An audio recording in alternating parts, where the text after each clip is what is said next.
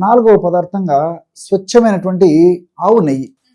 ఆవు నెయ్యి మనకు మార్కెట్లో ప్రయత్నం చేస్తే బాగా మంచిగా దొరుకుతుంది. ఒక టీ స్పూను ఇలాంటి పేరిన నెయ్యి అయినా పర్లేదు, లేకపోతే ఆల్రెడీ వేసవి కాలం కానీ లేకపోతే ఒక్కోసారి అంటే ఆవు నెయ్యి కూడా మనం అప్పుడే కాచినది అయితే కొన్నాళ్ళ పాటు కూడా ద్రవ రూపంలోనే ఉంటుంది. ఎలాగైనా పర్లేదు, ఒక స్పూను ఆవు నెయ్యి వేసేయాలి.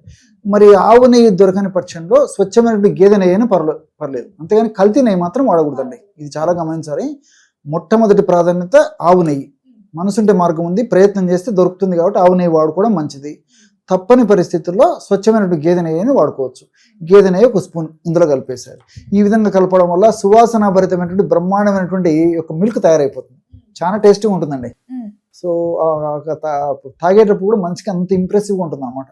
కాబట్టి నేను ఇంతకుముందు చెప్పినట్టు ఏదో ఒక టైంలో ఉదయం పూట పరిగెడపన కానీ లేకపోతే రాత్రి పడుకునేటప్పుడు కానీ ఈ విధంగా రెగ్యులర్గా వాడుకోవడం వల్ల నొప్పులు చాలా త్వరగా తగ్గిపోతాయి. అదేవిధంగా భవిష్యత్తులో ఈ నొప్పుల వల్ల ఇతర ఉపద్రవాలు రాకుండా ఉండేటువంటి పరిస్థితి ఏర్పడుతుంది. దీనిలో అనేక రకాలైన పోషక అంశాలు ఉన్నాయి కాబట్టి ఇవన్నీ నొప్పులు తగ్గించడమే కాకుండా వ్యాధి నిరోధక శక్తిని పెంచుతూ చక్కటి పోషణను మన బాడీకి అందించడానికి కూడా ఇవి ఉపయోగపడతాయి.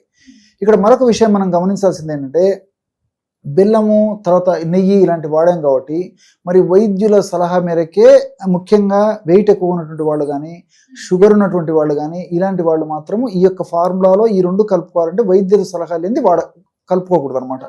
మరి వెయిట్ ఉన్నటువంటి వాళ్ళు షుగర్ ఉన్నటువంటి వాళ్ళు కూడా నొప్పులతో సఫర్ అవుతుంటారు కాబట్టి వాళ్ళు ఏం చేయాలంటే ఈ నెయ్యి బెల్లము మినహాయించేసేసి కేవలం శొంఠి పొడి కలుపుకొని తాగినా సరిపోతుంది. అందరూ వాడుకోవచ్చు, కానీ కొన్ని మినహాయింపులు ఉన్నాయి. అది గమనించేసి వాడుకోవడం వల్ల చాలా సమర్థవంతమైన ఫలితాలు త్వరగా కలిగేటువంటి పరిస్థితి ఏర్పడుతుంది. అన్ని దీనివల్ల మనకు మల్టిపుల్ బెనిఫిట్స్ ఉంటాయండి.